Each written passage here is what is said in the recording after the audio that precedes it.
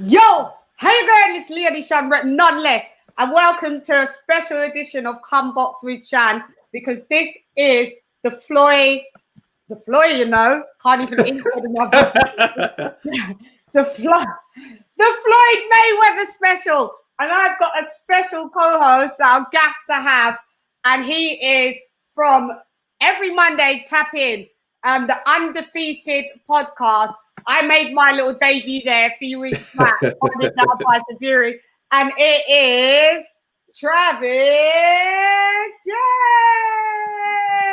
Thank you. Far too kind. You think the eye of the tiger. Where's your ring walk, fam? Bruv, listen, I ain't got the apparatus today. I know it's not fancy round here either. It's just dry, like that's how it is. That's how it is, you know. It's fine, man. Blame the lockdown. Thanks for joining me.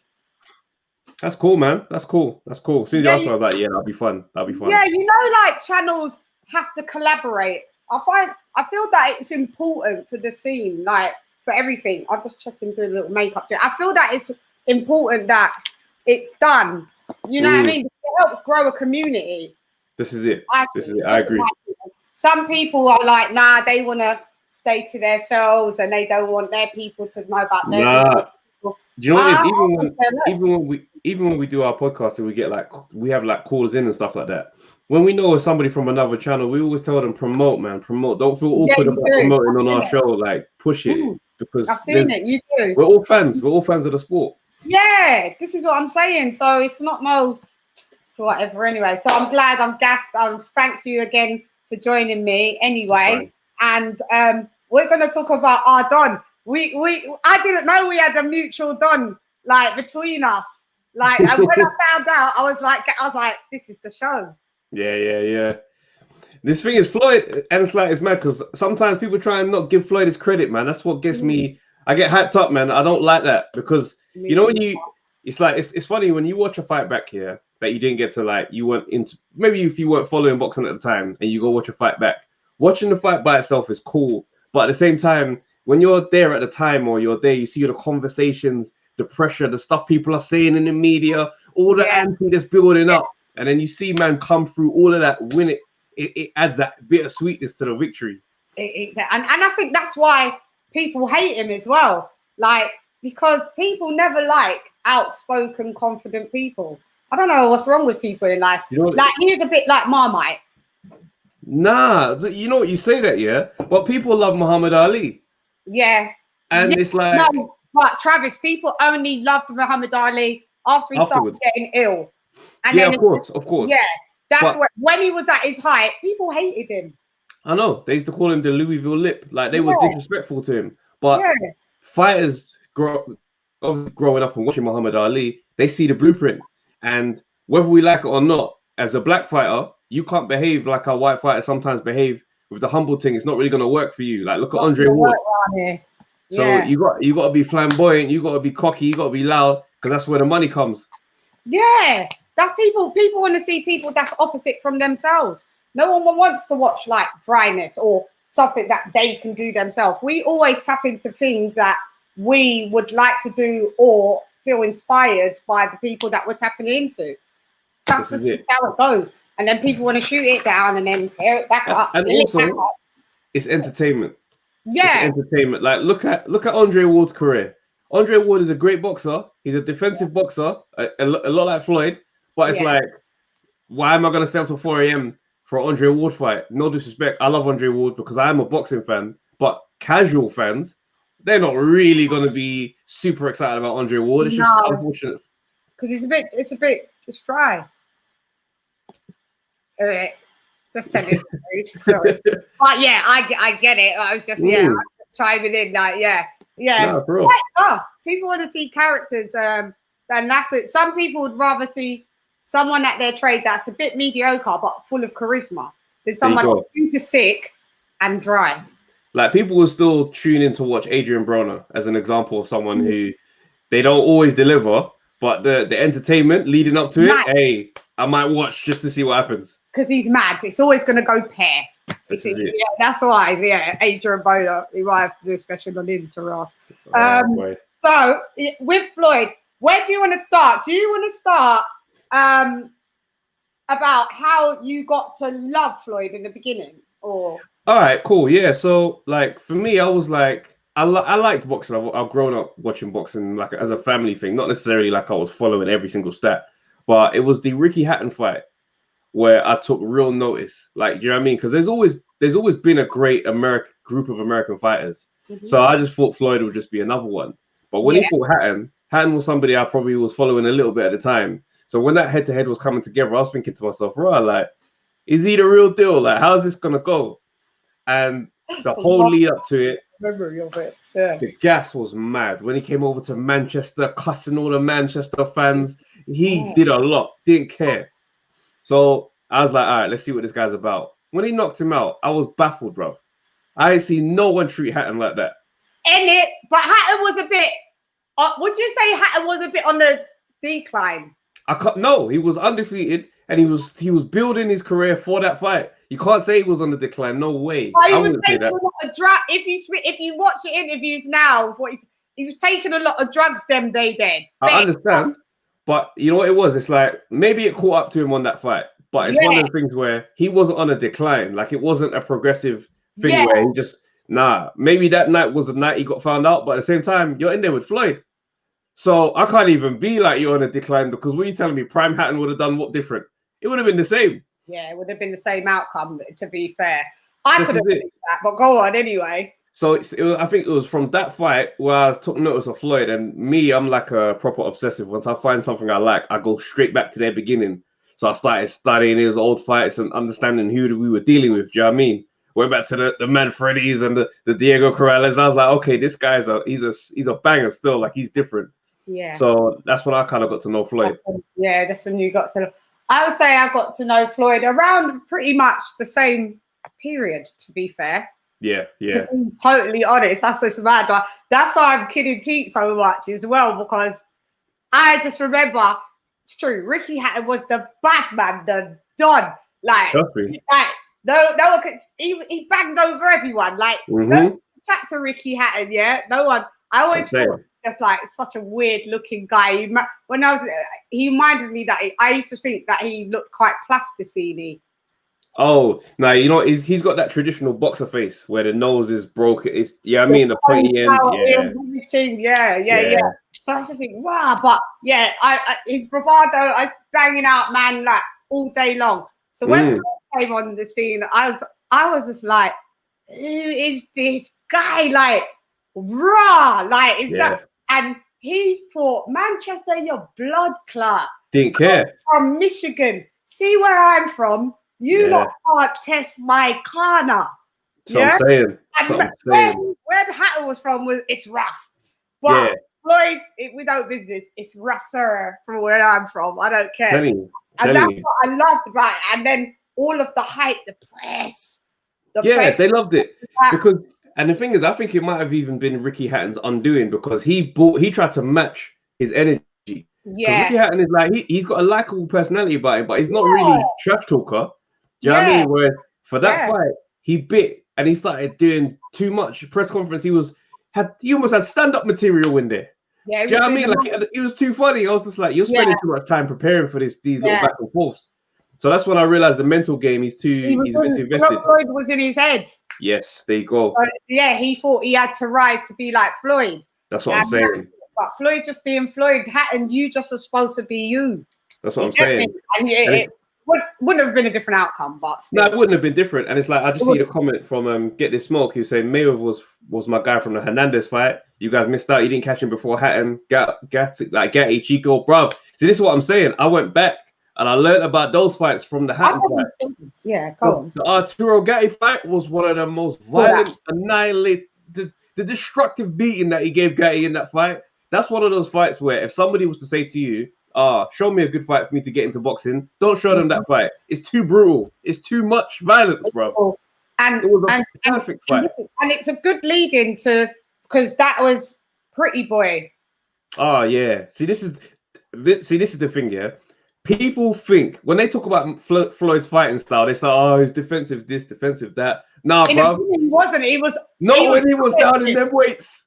That's what I want to touch on. Trust in the me. beginning, when he was Pretty Boy, he was an offensive boxer. Putting hands on man. That's where he scored because that's where he scored the bulk of his knockouts. There you go. At the lighter weight, I feel that Floyd had better power, lighter. That's his natural weight. His 135, 140 is Floyd's. That's it. That's his weight. Yeah. Because he was getting knockouts. Man like Diego Corrales, bro. Beat man up. Do you know what I mean? Like, just put hands on these guys. And the thing is, Shamba Mitchell, like these fights, like DeMarcus Cooley, when he was going to war with these guys, like when you watch a DeMarcus Cooley Floyd Mayweather fight, you're seeing a man go toe to toe, take big shots, be on the rope, ride in the pain, bang, come back again. He's there cheering at the end of the round, like, yeah, I like this. Yeah. So, people don't know that Floyd. They know 147. They know Money May. Thank you. Thank you. They don't know Pretty Boy. And the thing is, right? I always like I ask myself this, but I know the answer. Like, why did he change from offensive to defensive? And I know the answer because his dad always said you need to hit and don't be hit because that's how you're gonna have longevity in the sport. But same time though. Yeah. Sorry, no. Go. Yeah. No, I was gonna say I don't think he carried the same power at 147 anyway. But at the same time, he had brutal hands. Do you know what I mean? Yeah, brutal hands, yeah. Yeah, like he break his hand often. Like there's one fight, I even forget who it was with now, but he's on the ropes and he lands a shot and he breaks his hand literally in that moment. Yeah. And he takes a knee and he takes an 8 count. So it's like with Floyd, it's always been a constant thing where their hands give him issues. The hands, yeah. That's it. Yeah, and that's why finally of what type of gloves that he has to box with. And then that probably, that was right. That's what made him.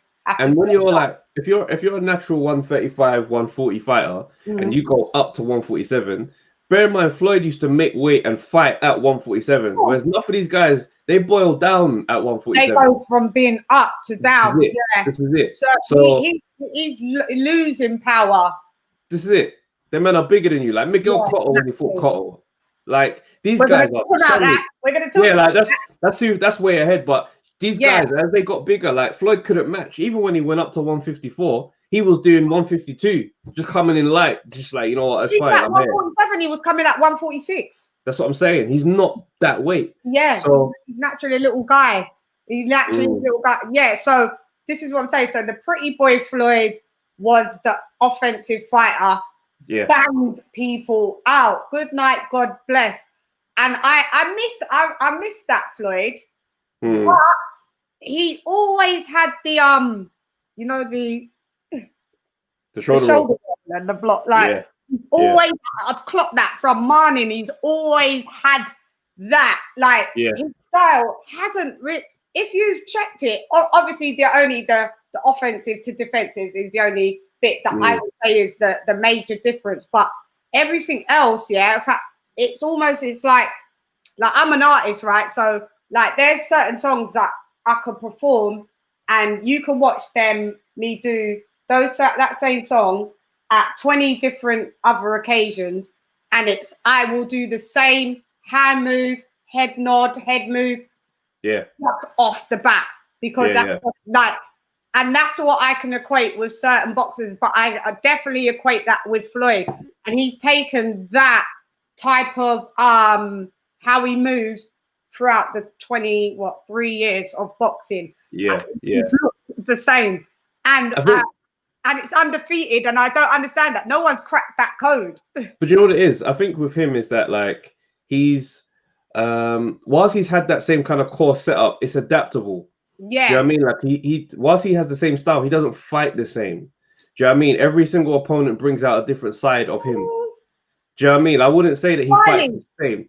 Yeah, because we'll touch on that, but you can touch on it. Because even when you look at so when he was younger and when he was going toe to toe and he was doing Pretty Boy, like when he was getting guys out of here, there was a method to the madness. It was never just go mad and throw as many shots as I can.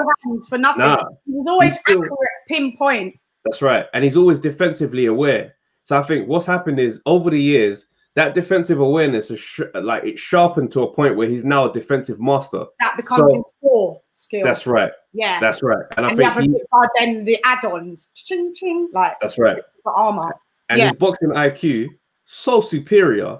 Like you could tell that he's just had the schooling in boxing, like it's in his soul. It's He innate. knows Yeah, it's innate. that's right. You don't have to tell him what to do. It's reflex. It's in his blood. So when he's in there and he comes up against something he don't recognize, it's one trip to the corner, little chat with Roger or whatever, and he fixed it. Can you high five me from over there, please? High five, bro. That's what one little corner, everything. His dad will say, yo, you need to keep your feet in. That's it. Yeah. Mm-hmm. That's right. Do the job. Is that what he said? I just followed what my father's instructions was, or my uncle's instructions was. And now I ain't lost around since. And it's mad because people give Lomachenko the credit, like he created that whole thing of like gathering data in the early rounds. Yeah. No one did that better than Floyd. Nobody. Would you say that he over time, or would you say it was stable that he downloaded it? He took a bit of time to warm up. I think as he got a bit older in his time, his overall speed was slowing down. So it wasn't that he was taking longer to warm up. He was figuring it out. But he's more like, you know, especially so there's like a time point when he switched from pretty boy and he really became this stationary kind of riding on reflexes and just sitting on the pocket. That's like if you look at the Victor Ortiz fight, he was so stationary. He just kind of takes a couple steps forward and just waits and then does what he does.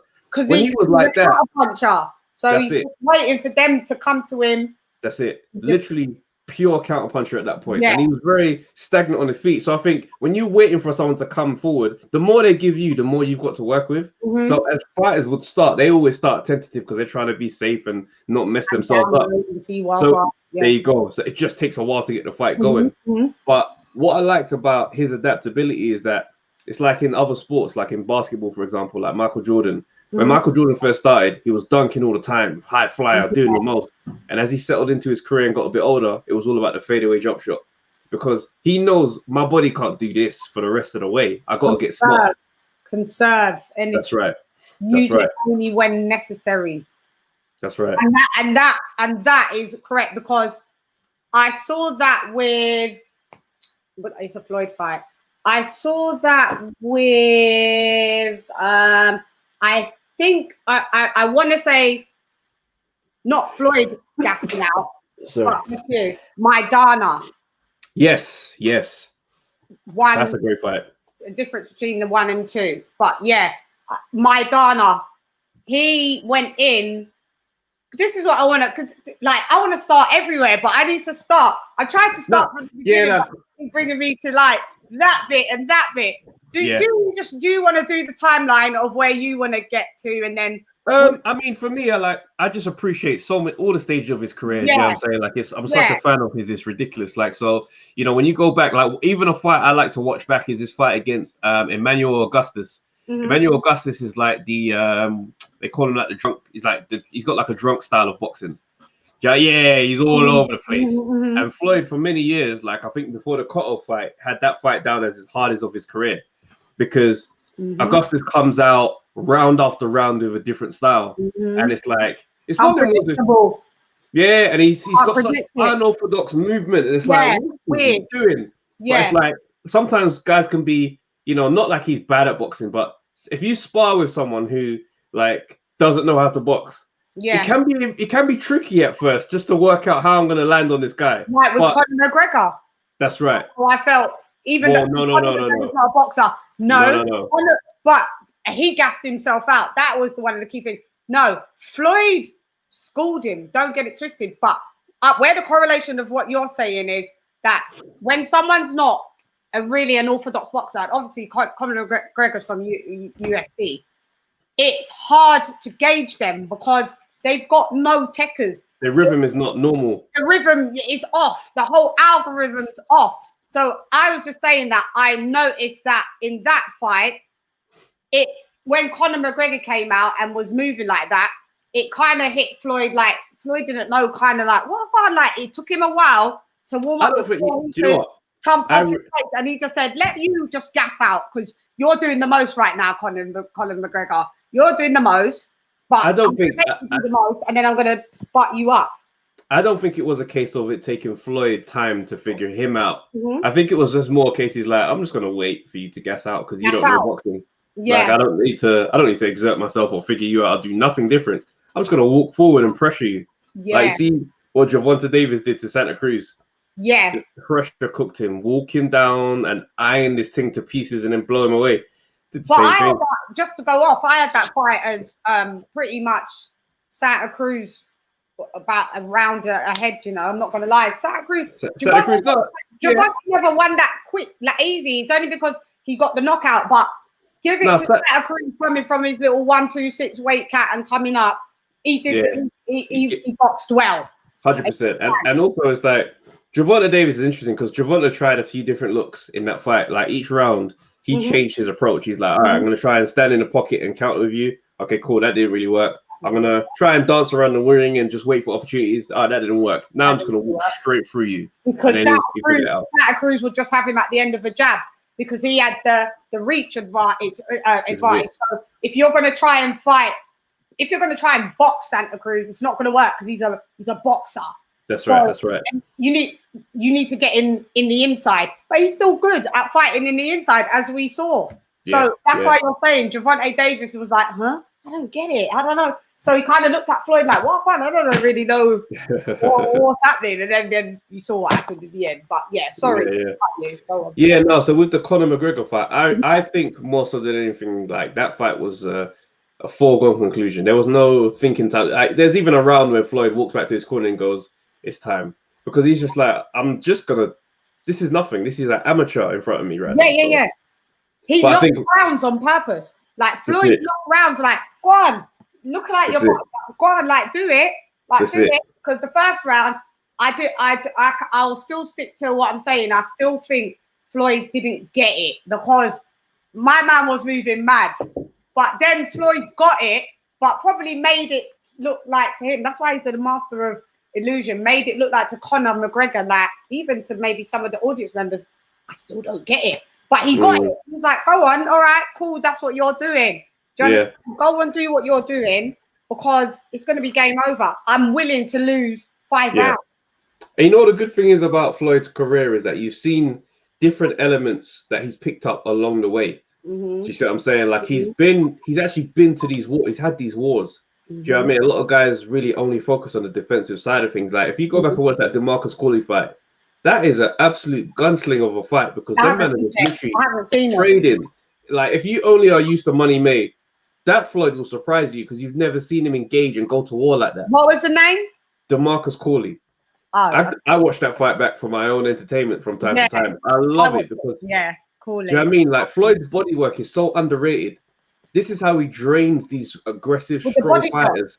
Always, Maidana, you watch that fight back. When he's up close, riding the ropes, touch the body. Then match up the upstairs right hook. That's what I'm saying. It's curtains. And it's like the progression of seeing him deal with these guys. Like when he fought Jose Luis Castillo, that's like the first time they fought. That was the fight where everybody was like, oh, I think he could have gone the other way. And then straight away he rematched him and made it clear as they won.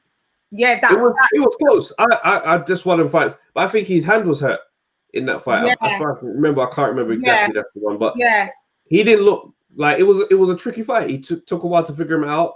Baltimore was Castillo was a very game opponent. Credit to him, it was a close fight. I still gave it to Floyd, but it was close. But do you know what? Floyd's had a lot of really, well, no, I wouldn't say a lot, a few close fights. And like you said, you know, you're saying that you've seen Floyd take bits of each fight and I'm not gonna lie, I've seen like glints of Pretty Boy in some of the Money May fights, and I'll tell you which fights it was. So I think Maidana definitely drawed him out. Like Maidana is just a dirty fighter, fam. Dirty fighter. High on the head, behind the head, on top of the head, like it was a lot going on there. Pushed him through the ropes near enough. He bit him at one point. In the rematch, he bit him. In the first fight, I saw elements of Pretty Boy where Floyd had to like like he had to do slugfest. Like he had to do like we're both fighting, because Floyd is he will keep you at mid range to and more on the outside, because obviously he's defensive. Right. He's the counterpart. If you come in his little thing, bang. But that was my you know what it is? Yeah, fam. You know what's interesting about that fight though? The reason why I think Floyd got drawn into that type of fight, one, because Maidana's bigger than him and he was rough. Bigger boy. But two, remember, Maidana just beat Broner. Yeah. So Floyd was stepping in on some, I'm the big bro, I'm going to show you what it's supposed to look like. And that's not his usual kind of approach to how he approaches fights. Do you know what I mean? He comes in at, I'm Floyd and I'm going to do what Floyd does. Whereas in that fight, he came in on some, I'm going to show Broner what it's supposed to look like. This is what's my pattern now. It finally went wrong. I'm not going to lie. It went wrong until Floyd first few rounds, it was like round 5. Yeah. Like certain people had Floyd losing the first 5 rounds. I didn't. No way. Out of the first 5 rounds, I'm not gonna lie, I had my man winning 4 out of that 5. I probably gave 3 to Maidana. Do you know what I mean? Like Maidana had a great opponent, a great approach in that fight. That overhand right that he was throwing is probably the most effective approach to the shell that I've seen. But it wasn't enough because he never had anything really else other than roughhousing. Because when Floyd had him in the middle of the ring, he had nothing going. When he had him against the ropes, when Maidana would have the ropes, that's when he back. But he would have a lot. He's got a high punch output, but not a lot of them would land. And that's the problem. And the thing is about Floyd is that because the judges are so used to Floyd's style, they don't miss any of his inside work. And a lot of fighters who try to copy Floyd, they forget that familiarity with the judges knowing how you fight and all that kind of stuff plays into it because of how they point score you. That's right. You're doing inside work. You're touching. You're coming upstairs, and all those body shots that they might have missed them. Whereas Floyd is quite clear. He's so technically perfect. Yeah. You don't miss what he's doing. No. So there's a lot going on there. It's a lot when, like you said, Floyd's so accurate. I noticed the times when he has missed. And it looks like such a big thing. It's like, right, why you missed like that? Whereas other boxers, because they're doing blah, blah, blah, blah, you're not noticing the misses. But like I've noticed a cup, and I noticed a couple. Like Maidana drew him out, fam, because there was a couple of times where he was trying to go for. He landed some sick uppercuts on Maidana. Do you know what it was that drew Floyd out? Everything. What Maidana did that drew him out was it was the lack of respect for Floyd in the fight. Like there was no touching gloves. There was one time, and I knew Floyd was trying to extend an olive branch because he tried to touch gloves, and Maidana ignored it. And I was just like, Floyd, don't never try and touch gloves, really. So I was like, there's something that you're trying to establish here, and Maidana has no respect for you. So it's like they're clashing heads, and then there's like hitting after the wrap, after the bell. There was a lot of stuff going on. But after a while, Floyd started to realize, like, you know what, cool, you're a dickhead. It's fine. I'm just gonna have to school you, Eda. Maidana landed one of the best shots on Floyd anyone's ever landed. It was at the end of the round, and Floyd pulled, he drew the jab in, went for the pull counter, came over the top. But Maidana had a 1-2, so he gave him the fake jab, and then bang, right on the button. Yeah. And Floyd looked a bit shaken up. Well, that was in the second fight. The second fight, yeah. And his legs stiff up. That was round 3. And I was just like, just before, and then the bell rang straight after. That's the one time where I've seen anybody handle. That's what I'm saying. That's the one time I've seen somebody deal with Floyd's pull counter perfectly. Yeah. Maidana, I don't know. He just didn't have. I just hated him from. Like I just you don't respect the Don. I didn't hate him. I didn't hate him just because the fighting. How are you never like him, Travis? He was biting. He was. Do you know what it is? Trying to exert his power in illegal moves. I'll be honest, I don't have a problem with fighters who do stuff like that. I really don't, and I don't know why. Because it's Mike Floyd though. The dark arts are a part of the game, and Floyd is he's great at the dark arts himself. Yeah. You see when Floyd comes in low and he comes up high with that high elbow. Yes. Sometimes that elbow lands. And it lands all night. Yeah. And the referee thinks it's just clinching. He's banging his man in their face. Yeah, True. So for me, I'm like, I see these things, and even when he's straight right, he throws a straight right, and the arm is bent, and it yeah. So it's like I see these things, and I'm like, I like the dark arts. Holyfield is another one, great in the dark arts. Yeah, you need. Well, it's life, isn't it? Light and dark. It's a fight. You need it. It's That's fight. styles. Fights. When I had a fight a few years ago. My dad was there in the corner, and he's just like, "Bruv, don't be afraid to drop the elbow on him." He's like, the referee's gonna say something, but he's still staying fit. Yeah. And it's like, I don't obviously condone those type of things, but it's a part of the game. Yeah, you do. It's a part of the game. I'm not gonna be mad at seeing it because it's a part of the game. Yeah. I just didn't like seeing it happen to Floyd. That was I just didn't like it. It rubbed me up the wrong way. That was it. What did you have, like? Did you have the Maidana and first fight close? Because I had it. No, I didn't. I had it 8-4 to Floyd. Yeah, I probably had it like that. I probably had it around about there because it weren't competitive for me. Yeah. Do you know what I mean? It was just entertaining because it's nice to see Floyd have to do something different. Because you see so many of these Floyd fights where it's like the Guerrero fight where he just outboxes him for 12 and it's an easy day at the office. Whereas this one had a story to it because it was like, he's cut now. There's more going on here. And seeing Floyd react to a cut is always something to see because it's like, he never gets cut. And he panicked. He was dabbing the eye. He was jumping around. I remember going, was it the Maidana? Was it the, he went in the corner and went, I can't see. Yeah. I can't see. And he's so dramatic with it. Yeah, I can't see. And then you got Steve there like, all right, calm down. I can't see. Cut man down. No, man. Yeah, like, let me just pat him. And it didn't bleed that much. But talking about Floyd bleeding, Cotto. Ooh. Or I'm so around the Americans. It's Cotto. Miguel Cotto. Miguel Cotto. We call it Cotto, innit? Cotto. I know. It never flows off my tongue saying it Cotto. I always say Cotto, but Cotto. He passes Floyd's nose. He did. But you know what? That fight was interesting because the size difference was becoming really apparent. The 154, like you could tell he took a lot of punishment in that fight. And I think we're so used to seeing Floyd not miss shots, yeah? There was one round, it looked so dramatic where he tried to land a jab and then Cotto tagged him, bang. And he's just like, he nodded. He tried to land again, he got tagged again.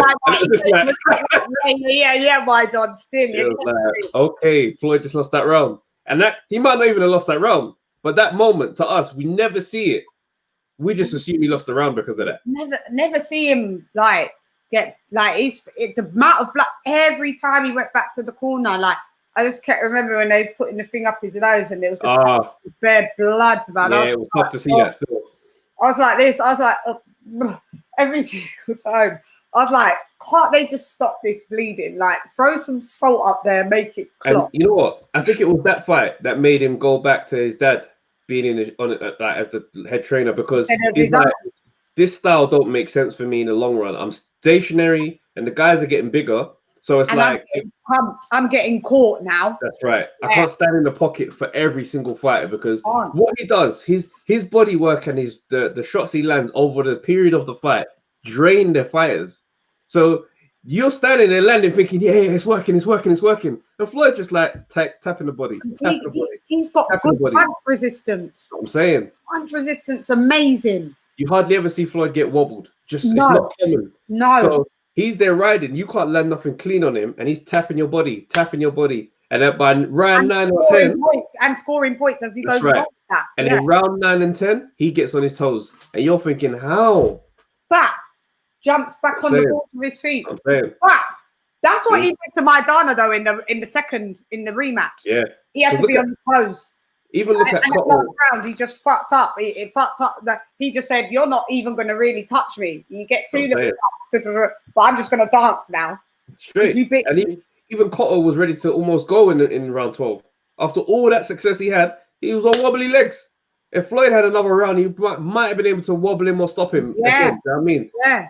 So that was a tough fight for him. Yeah, it was. I scored that. Like that was. Some could arguably say it was a bit of a draw. Nah, don't do that. Nah. Floyd, nah. What? But Floyd, we could say Floyd edged it. 7-5. Floyd edged it. I had that around 7-5. I 7-5. would never, yeah, but 7-5. a clear win though. But a clear win. Yeah, I can't I remember don't what the know scorecard was. 7-5 is clear wins. Nah, there might not be clear wins, but it's like it's one of them things where you say 7-5 on everybody's card should see that this is a 7-5. Yeah. Because the rounds that Floyd won, he clearly won. There was no messing around. Whereas, but weren't the decision on that, wasn't it like split decision on Cotto? No, unanimous. Was it unanimous on that? Oh yeah, that's unanimous. Yeah. Which one was on? Oh no, it was Maidana. Yeah, majority decision. It was Maidana one was majority decision. Majority decision, but there was one judge that scored a draw. Yeah, but yeah, go back to the Cotto. Yeah, I just all right, we can move on with him. I'll tell you which one. Trav, man, you gotta work with me here. This one was close. I know business. Which That's one? why I know the rematch never happened, because Floyd was like, I am not losing my oath to you. Oscar De La Hoya. Oh, get out of here. Get out of here. Get out. No. I'm coming off this live. No. All right. Wait. Because you know what? Wait. De La Hoya weren't no draw. Get that. No, dummy. Wait. Let me read up or come against selector. Because I've had to like absorb a lot of fights. Like, Trav, this job is hard. Giving me the crazy talk, bro. De La Hoya. Do you know what? The Oscar De La Hoya one. All right. So in the beginning, De La Hoya looked like he was whining a bit.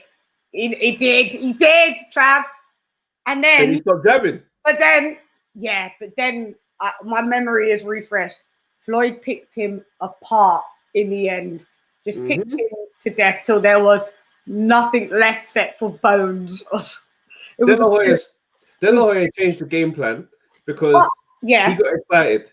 The jab was doing quite well for him. Then he probably thought, you know what, I could probably bang this guy to pieces. Yeah. Started moving mad and started getting picked off like an idiot. And Would you say that was a clear win for you? For me, I felt like that was a clear win. You know what I mean? I felt like the cleaner work was done on from Floyd. I liked, Floyd had to really adjust in that fight because he did it with an awkward opponent. He's tall. He can hit. You know what I mean? He's bigger than him as well. He's got that little hunch motion. Yeah, that hunchy back. Yeah. I hated his stance. That's why, he had all the attributes in his favor to kind of do it, but he just had the dumb game plan. Like, I don't know why you, as the tall man with that much reach advantage, stop jabbing.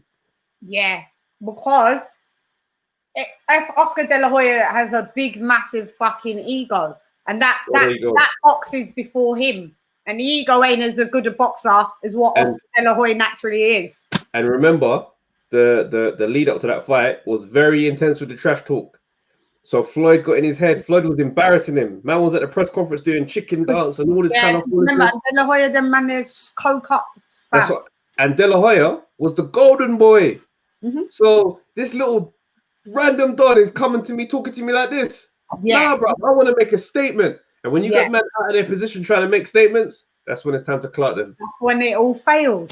It just failed. But for me, I feel that Floyd didn't give him the rematch because, like I said, I thought that Floyd felt that was a bit of a close fight. And do you know what? De La Hoya. I definitely don't think that's why. I definitely don't think that's why. Like, look at Teofimo Lopez, and Lomachenko. He ain't giving him that rematch because he's gone. He's like, this is my time now. I'm moving on. I'm going to the money fights. I'm doing these things. Floyd has just looked at it. I was just like, yeah, I'm the man now. I'm the golden boy. Move out here, man. I'm done. And then Pacquiao desecrated him as well. So it's just like, get out, De La Hoya now. It's time for you to go. Yeah. And it's like, Floyd, De La Hoya was probably like, you could say that's a fair one. You could say he was probably on the decline at that point. He was on the definite decline then. He took a lot before at that point. Yeah. He's had some wars. So you could say, it's your time to call it a day anyway. Yeah. It's just his ego was just massive. Who else was let me see on my paper. Who else? Well, I put one of his toughest fights was Cotto. Cotto. What else did I say was a tough fight? Castillo. Zadruda was a tough fight. Yes. Zadruda was very tough. Like Floyd touched down. Black TV. Floyd touched. Yeah, I know, right? Bare interviews. But Zab Judah made Floyd touchdown, and it never got ruled a knockdown. But the shot was clean, bang, Floyd touchdown, and the referee just made them fight on. We let it go. Who was the ref in that fight? Who was the ref in that fight? I can't even remember. No, it weren't like none of the ones that we like. Not Tony Weeks, or weren't Kenny Bayless, was it? I can't remember. Yeah. I have to re-look because but the referees are very important. They have relationships with the boxers as well, and 100%. And I respect like the good one. Like I say, Tony Weeks and Kenny Bayless because I respect them highly. I know deep down in their heart, like when they're seeing like Floyd fight someone else, I know in their heart they're rooting for Floyd. But do you know how hard it is to part that up and to refer or referee and part that up? It's tough because you see Floyd turn to referee sometime and just go, "The hell's he?" And they just break it. No, come on, man! Like, they just break the fight. Yeah, you can see it. Yeah. Sorry, go on. No, I was gonna say it's one of those things, man. Like, there's nothing. We're humans at the end of the day. Like, the more you see someone, you get to know them. It just becomes that thing. But I think with the Zab Judah fight, Zab Judah literally elaborate on that. Yeah, he gave him something to think about. First 4 rounds, it was like you could say it's all Zab. Zab was beaten into the punch, fast, strong, wasn't backing down, was clever. He could match Floyd for speed, which was unusual those times. And it just took Floyd a while to adjust because the thing about Floyd, which is beautiful, is that he's not a man that relies on speed. He relies on timing. So when you're super fast, the minute he catches you as you're about to hit the button, it's game over. He's figured you out, he's got your timing, and he's got you. And that's what was happening with Zab. And I think Zab started to get frustrated as the fight was going on, which is why he got dirty. And he started hitting him low and back of the head, which is what made them man rush into the ring and start doing all that fighting. Mad thing. Floyd is like composure. And another thing, Trav, like, why does I never got it that why? Because at first when I used to watch Floyd and then he would just allow people to like duppy him on the ropes. That I then quickly learned that was on purpose. That was a part of his tactic. That was a part of his strategy. Right. I never felt, even to this day, I never feel comfortable with it. I saw him have to change it slightly with the Maidana thing because it just couldn't work. Because Maidana, that was comfortable for Maidana. Yeah, exactly. Like that. But why was that his strategy? Like, it stops my heart every time I see him do it. And I'm like, get out, move from the ropes, Floyd. He mastered it. That's his MO. Shoulder roll. And whilst he's riding the ropes, it's not like he's sitting there letting you hit him. No, he's letting you get your shots off. Yeah. So he can find his openings. But then what's good about him is that he's taking data of what shots you like to throw, what's your instinct pattern, what's happening right now. While having the ropes behind him to secure him and also bounce off and propel. That's right. Yeah. And that's what was taking place. And after a while, Floyd was just like, look, I can stand here. You can't hit me, but I can hit you. So when I take a round off, I'm still winning a round. Yeah, he's a master, you know. So I'm just like, the geezer's just amazing. He's amazing. He's amazing. He's a master. Absolutely. I just don't know how this guy but like you said, it's just innate. It's in him. And it's so sad, like the tragedies that he's had recently, the deaths and that, and it's horrible. Yeah, no, that's the personal life of, you know, one of his mother's kids. His uncle Roger. It's a lot going on. And I do. It's one of the things where it's like with personalities like his, you watch how they are in the light, and it's like they're never allowed to show any type of vulnerable sides. No. His whole personality was built on, I'm the bad guy. I talk trash. You guys hate me. You pay to see me lose. It's fine. So I think he's kept that through even in retirement. Like he's not relented. Like, you know, Chris Eubank Sr. Chris Eubank Sr. was also that whole you pay to see me lose. So he walk into the ring, smiling at everybody. But when he retired, he changed and got very human. Off a bit, didn't he? Didn't. Yeah, it must be. Yeah, do you know why? My analogy or my thought process on that could be that when Chris Eubank Sr. felt like softened, he knew, I'm not coming back to the ring, so I don't have to have this bravado anymore. I always think that Floyd, he retires, but he's never tired. So Nah, he ain't going to show you this retire thing, fall back, be soft, and then 2-2's a £100 million fight comes up, and then he has to come back and put bravado. People will be like, "Bro, we don't believe you." So where are you going to see him probably or when he decides to leave? It's the fact that he never lost. Eubank Senior lost. Yeah. He got humble, so they saw you lose. So now you're kind of like, I did the best I could, guys. Thank you for coming. Like he had to give those interviews. Floyd never had to concede. Floyd has stayed being the man for his whole life. Even when he shows up at fights, he's like, I sit here. He sits there like a fighter. He's not allowed himself to be a retired man in his head. Yeah, because nobody's up with him. But I think I would still think if Floyd lost, God forbid, let's touch our wood that he doesn't, fam. I still think he would never show you a softer side of that. He'd make the loss like Nang. He'd make the loss Nang. Fam, he has to, that's when you're talking about shield, not, that's a different way of going out on your shield. I believe in my heart that even if he had lost one loss, he would make it like, all right, I lost, but you're not going to see him be like, oh, you know what? If he lost, I just feel like I'm just not a great fighter anymore. No. You wouldn't see him be like bowed out. He'd be close. Like, I don't know, and I think it might be. I think he'd absolutely give it up to the fighter. Like show, like, give it up.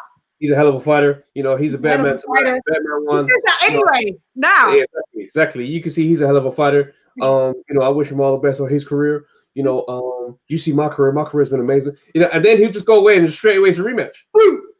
Straight impression. I like that impersonation. That was sick. That was straight rematch.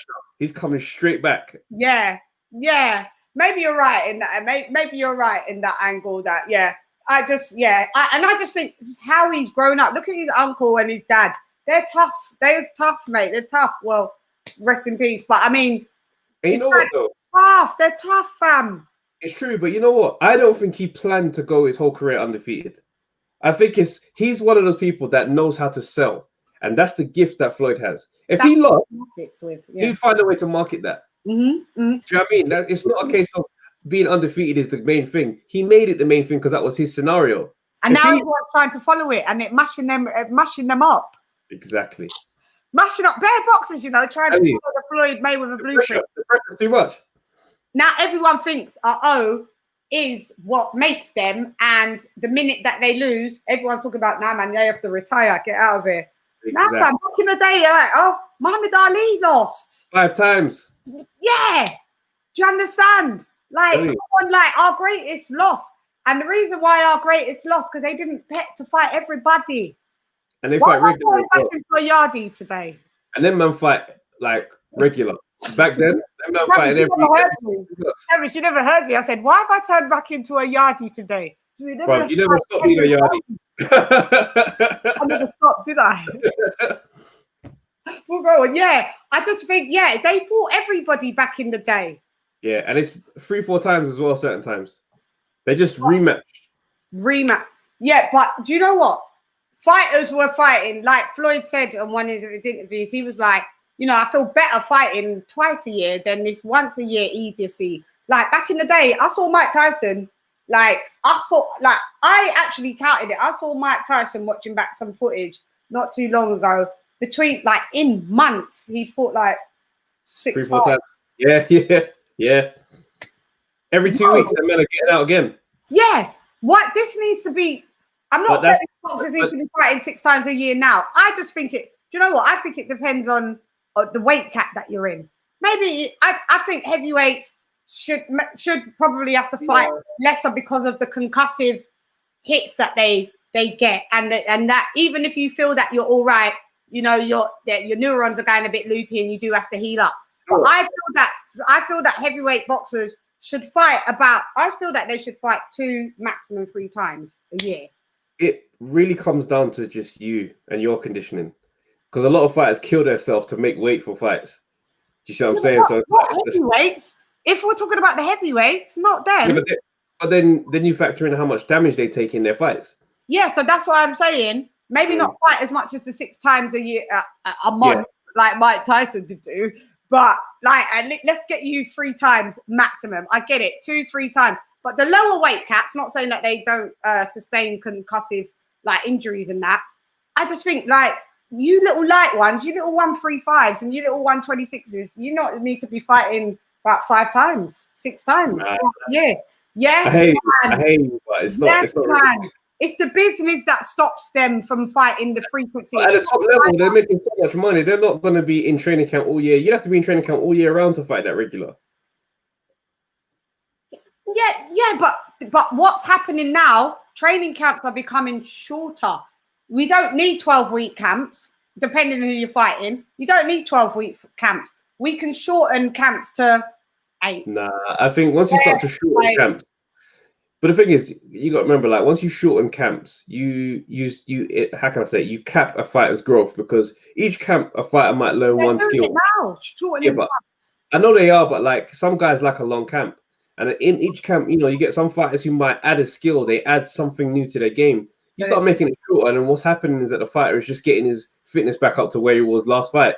And I think I wouldn't want to. I don't think it's a great idea to shorten camps, but you know, these guys like to bang on about how modern technology and modern techniques are better. Than crack on, bro. But them men were fighting back in the day, 25 all 15 rounds of them things there. So this is what 15 rounds, and it was fighting how much times a year? So how long was their camps then? How long was Mike Tyson in camp fighting all of them then with that analogy? Well, Tyson was fighting 1 or 2 rounds certain times, to be honest with you. The best person to ask would be like, what's Holyfield doing back then? Because Holyfield got into war, bro. Banging. What do you think about him coming back? I don't think it should happen at all. But if it's gonna happen, do the Mike Tyson charity thing. That can work because that's not real. That's not real fighting. Not real. Don't come back. That's not the Roy Jones thing. That Roy Jones Tyson thing they did. That's not real. It was dead. No. You know what? I loved it. No, I loved it. You know why? It's just nice to see legends come out again. Like I'd like to see Lewis. I'd like to see all of them, man. Just mix it up. Nobody get hurt. Nobody get hurt. Just bake peas and have a good time, and we'd enjoy it. No. I know this analogy sounds mad morbid, but the only way I can like get people to understand how I feel about this is like, all right, you love someone, anyone, family member, wife, husband, whoever, friend. You look at them, they look amazing. You know their life, you know they're doing their thing. Then they die. Then you go to the casket and at the funeral and you look at them, and then that's the last memory that you have. It remains all of yes, fam. It does. You can't change your mind on this, fam. Not fair, man. You know what it is. You got to lower your expectation of it because when you watch, when you see that like those charity football matches, and they do like the legends, the best of the 11s and the 111s, and you got like a random Zinedine Zidane and he's back in the lineup, David Beckham again, and they're obviously old. They're obviously old, but they give you the glimpse properly. They give you glimpses of who they used to be. Yeah, but they're still playing, fam. It's no. They're not playing. Like there's a no rule or there's fam. They're playing.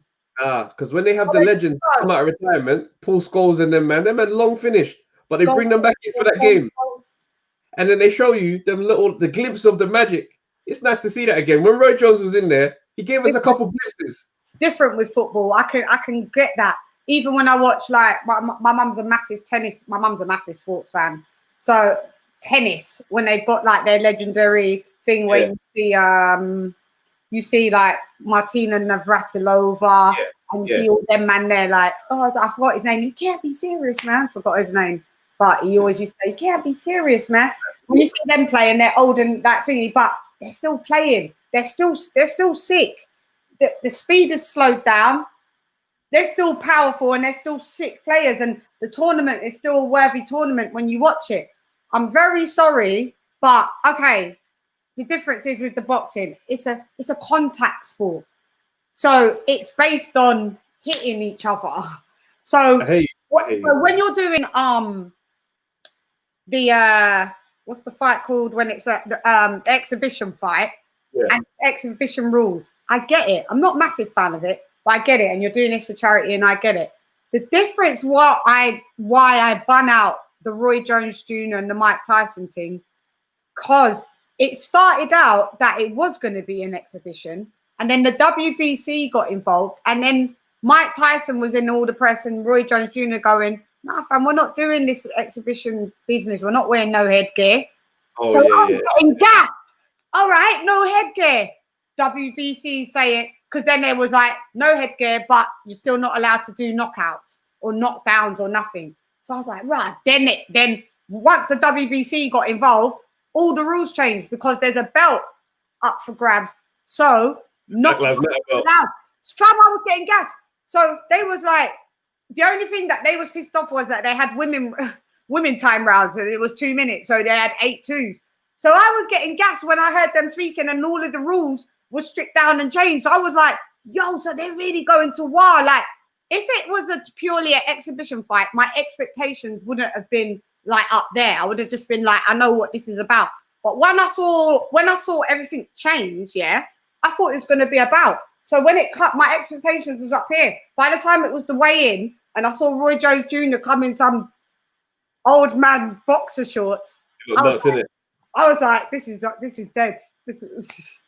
Yeah, I could tell Roy's legs. The Roy's legs are gone, bro. They're gone beyond belief.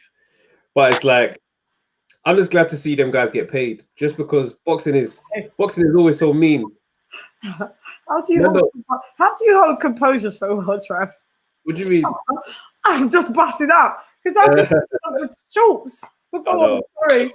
You know, you see fighters they retire and they get broke and the man ain't living good. Like Tommy Hearn's one of my favorite fighters all time. That man's auctioning his belts and his stuff, like his memories and that to make peas. I'm like, I'm tired of seeing that. So when I heard that these men took millions on that night, I'm like, you know what, brother? Well done. Why not? Yeah. In that regard, well done. And I think some went to charity. But Roy Jones Jr. is known. Like, I thought, he's the most recent fighter. The last time he had fought before this was like 2-3 years ago. Plus, he's an active trainer. But I didn't realize how bad his knees were. Oh, his legs are gone. Did you see his warm-up videos? His hand speed is mad, but the feet, they're glued to the floor. Yeah. But then Tyson's speed and his peekaboo style was there. But what I realized is, because that it was sped up. Yeah. Them men were editing them videos, bro. Because, you know, Evander Holyfield, he posted his own video. So the first day he posted the video, everybody was laughing because it was mad slow. Then next day he posted the same video again, just edited. Because they sped it up. I saw it. Liars, bro. But I just felt that Mike Tyson gassed out anyway as well. Like he had short bursts. He's done better than Roy Jones Jr. From when they said that the drug testing was not going to include cannabis, I said, yeah. Thank you. Even that on top of it. That's what I was like. It's techie. This is not the thing. This ain't the thing. You can't just be. And then he said he bun down weed before he went. Before the fight, and then after the fight, he bun it down again. I was just like, yeah, I can't really take this all serious, like, and just be like, if this is what you lot are doing, like, it's a bit mocky. It's a bit mocky, but because you're Mike Tyson, no one's going to challenge the mockiness. You get me? Go on. I want to see the guys get paid. That's it. And I'm glad that they get paid for it because they deserve to get paid, and I'll never begrudge a man like they're getting like 1 point something million pay-per-view, like, you get me, like, I never begrudge them that, and some of it, like I said, did go to charity, you know. But look, so I just want to smoke. I want, so, do you know what, I might he's very informed. He comes on panel with me quite a lot. Sometimes, do you know what, let's just grab him in. Cool. Let's just grab him in. He's an American as well. Offers insight. Me and him always go back and forth about Wilder. He was on my last show. Me and him went to war. I put the first 45 minutes snippets out, episodes out. Smoke, if you're there, come in. Because I know you're there. Come on, get in now. Let me see what time we just sent that last thing. He should run through. Chann rolling with the shots. This is him. I'll just go through some of this thing. Oh, there's EJ. EJ. Come on. Richard Steele, last ref. Oh, was the one when I was asking who the ref was? Is that with Zab Judah? Yeah. Yeah. So Richard Steele. Okay, Paul. Richard Steele, it was for, oh, yeah, I think he means Zab fight. Yeah. Big up Sammy Ali. I still think that Pacquiao is Floyd's kryptonite. What do you think about? Yeah, we didn't touch on that, did we, Trav? The Pacquiao fight. What do you think on that? Pacquiao's not his kryptonite. Pacquiao thought he won. Pacquiao got handled. You know, at the end of the fight, Pacquiao goes, "I think I won the fight." I was like, "How? Where?" Pacquiao tried crap, bruv. And the maddest thing is that he didn't even throw as many punches as Floyd in that fight. And then man were acting like he's gonna just steam blast through Floyd. Pacquiao, you know what it is, yeah? That fight Pacquiao's actually small like Floyd, though. Yeah, he is small like Floyd, and he's younger than Floyd as well. So all the stuff about Floyd waited for him to get old, it's all nonsense, bruv. That fight was always gonna go that way, in my opinion. Some people are gonna feel different because Pacquiao was blowing man away them times. In my opinion, he was juiced up. Do you know what I mean? Like I feel like that. PEDs, isn't it? I think he was on PEDs 100%. Yeah. Like you don't just go from knocking man out like that and then knocking out no one. Do you know what I mean? Just suddenly overnight. It's only where you try to get clean so that you can actually get the Floyd fight and pass the drug test. Yeah. So for me, that's yeah. I mean, it's to prepare your body for it. But then playing devil's advocate, then some people could say Floyd went from knocking out people to not. Was he on? No, but my thing is Floyd's knockout slowly started to decrease as he went up in weight. Yeah. Whereas Pacquiao was climbing and blowing through bigger man, just battering Margarito, battering Cotto, battering Mosley, and I'm like, come on, man. What do you think with Floyd with this new EJAP? I hate all of these types of fights where it's, you know, like doing the UFC and all of that. Like he's fighting one of the Paul brothers, isn't it? Yeah, Logan Paul. Hey man, I hate all of this. Floyd's a heavyweight. Floyd's a retired man. How's this gonna happen though? He's a heavyweight. Cruiserweight. Is he cruiserweight? Yeah. Thing is, Floyd is a retired man. His brother's the heavyweight. No, they're both cruisers. Are you sure? Yeah. Because I wanted to fight one. I wanted to fight one of them and KSI. So I was already scoping these guys out. So that's how I know everything about. But still massive. Like, so how does this work then? Do you know how this is? I don't know the details of the Floyd situation because that's just weird to me. But I think Floyd, like I say, Floyd is a retired man. So these things right now is all gimmicks. Anything he does now is a gimmick unless he fights Pacquiao. This is what I'm saying. But then Pacquiao's fighting Conor McGregor. Well, that's what I'm saying. Pacquiao's following Floyd's blueprint right now. Yeah, he's been doing that. Everyone that Floyd kind of fought, Pacquiao's gone through fighting them as well. I just think these types of crossover YouTube fights, I'm not in them. Nah, same. I don't like them either. I don't like them when real boxers are involved. I don't mind YouTube men fighting each other. Yeah, but don't come in the boxing team. Yeah. Don't come in the boxing realm at all. I don't appreciate it at all. This is large up Travis and Chann from off the canvas. Big up off the canvas, bruv. Big up. Big up. I've seen your name floating around. Definitely, I've seen your name. Always love to fellow boxing channels. You get me? Like I've put the link down. I don't know where I don't know where Smoke is. He's just here active. He's got about 20 billion comments here. And there's a big up Sammy Ali. This is the problem with boxing gyms because they do plenty of offensive drills and not enough defensive drills. What do you think? That's real talk. That's 100% real talk. A lot of guys, especially in British, like the fighters that come out from the UK, a lot of these guys, they go over to America and they rate their power, they rate their ability to come forward, and they get there and they start getting touched up by a man that can move around the ring. Do you know what I mean? I think the UK's boxing techniques are really coming up under the light. These men are losing their belts left, right, and center. They go to America, come back without their belt, and it's looking nuts now. The only division where we're doing well against them is the heavyweight. Well, that's what I'm saying, and that's because they ain't got that many heavyweights. Yeah, they're heavyweight thing. It's a frustrating situation. Yeah. Someone called me. Where is that? The Wilder hater. They obviously was on my last thing. Mr. Nigerian. What is it? Mr. Nigeria boy. The Wilder hater. I thought you was Look, I thought you were talking Wilder still. That's why you did come in for the passer. You lot always come in for the passer, though. No, we're talking about Money May and Pretty Boy Floyd. So, what would you say is your favorite? If you have to pick from two of the eras, your favorite Pretty Boy fight and your favorite Money May fight, what would you pick, Trav?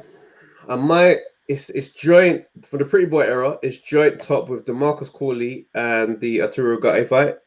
I saw that one. That's the one I he remember. just decapitated Gatti. And I know Gatti was over the hill at that point, but it's just an absolute demolition job. For the Money May era, I'll probably have to say Canelo. Canelo and I didn't even say that. Canelo and Miguel. I can watch that anytime. Yeah, Canelo was a proper boxing lesson, man.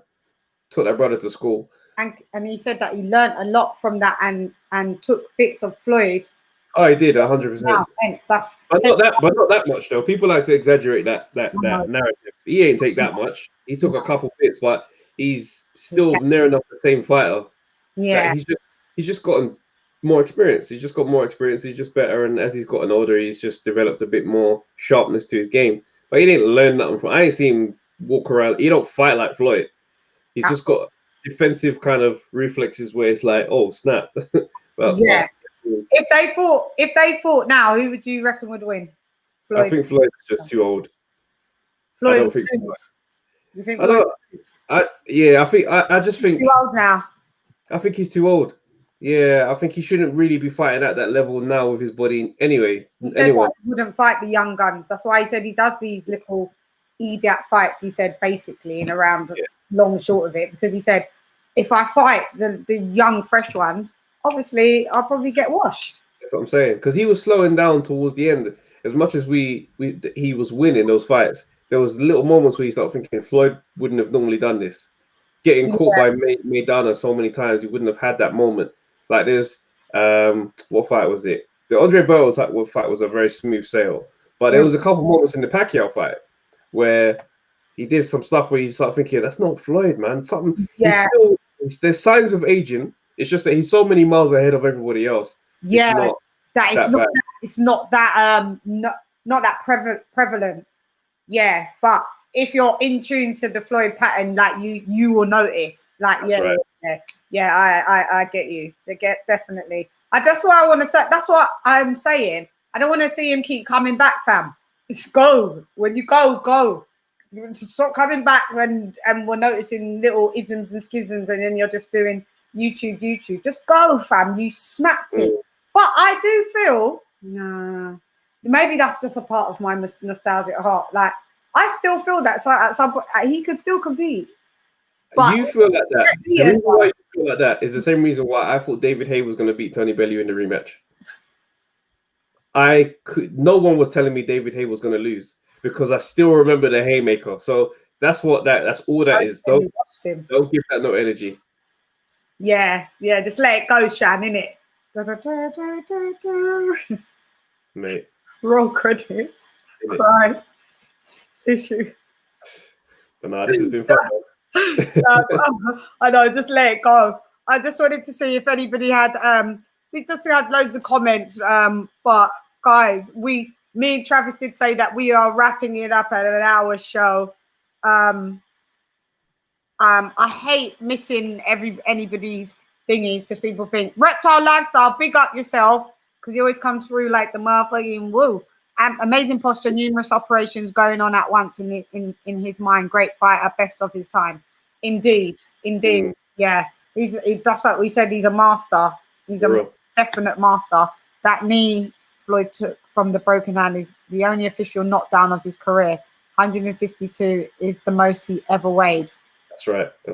Yeah, that's what I'm saying. Like, and that's a stretch for him to get to, boy. I tell you. Big stretch. I feel like Floyd was hands down one of the best defensive boxers of all time. He didn't really have that knockout power and has led boxers to think they need to maintain it. Oh, he did have the knockout power at Pretty Boy Floyd, but Sammy Ali, I know that you're 16, so you wouldn't have known about the knockout power. Trav, do you ever think that we won't see that again? But like, because we're not going to really see him fight again, and obviously he's not going to knock out this geezer, the cruiserweight. No, I mean, The thing is, yeah. One of the days. When was the last knockout? I don't know. Interferon on it. Ortiz. Luis Ortiz. That's Victor Ortiz. I mean Victor Ortiz. Yeah. I mean, unless you count McGregor, but Victor Ortiz. Well, he stopped. Yeah, he stopped McGregor well, and that got waved off. But I mean, if you don't count, like boom, on the floor. If you don't count Victor Ortiz, then it's Ricky Hatton. Yeah. So what was that? 7 years ago. Long time. Wasn't it? Yeah, he's not a banger. And anytime even he could wobble someone, he just didn't sit down on his punches. And the hand as well, the hand injury, I think. Yeah. Well, he's had an amazing career. We love him, don't we, Trav? We love him. Yeah, that's it. And we'll have no other bad words against him, will we, Trav? Not at all. Never. So, I need to take this off the screen so everyone can see your name and we could sign out. And Trav, that was amazing. Like, thanks so much for joining me. Cool, man. This was fun. Like, every time I'm on panel with someone, I always learn more and more and more about things that I didn't know. Like for people such as yourselves, and it's always a pleasure. Like because I like learning. I'm like that. I love it. So thank you for teaching me some stuff. And there's some bits I'm actually gonna go and watch now as well. Marcus Corley. Marcus Corley. Yeah, that's a great fight. I'm gonna watch it. And I'll send you a message and go, yo, for real, like, didn't sweat that message.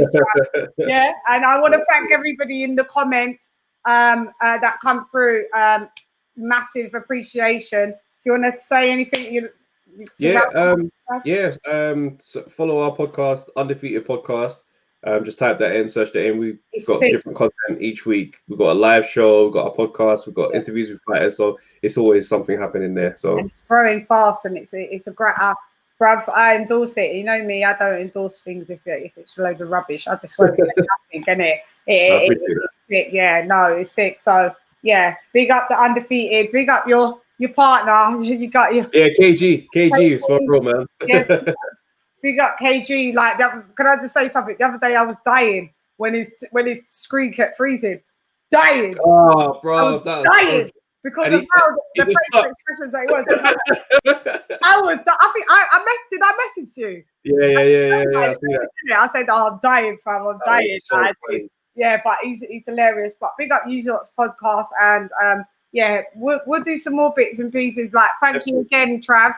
Being my guest co-host and also my teacher. I'm a student of the game, like I tell people that I know what I know and I don't know what I don't know, and I'm not embarrassed to say that. And what I don't know, I ask and I learn. I take the same stance. I mean, there's a lot of men in this game that are scholars. I know my little bit, but there's certain men in there that's way ahead, and I love to listen. Interferon. Nah, that's it. I love to listen, love to learn. Yeah. So, guys, we are signing out. So. Thank you for coming and watching. Hey, girl, this Lady Chann, nonetheless. Come box with Chann. Keep tuned in. Undefeated Podcast. We're signing out. Gone.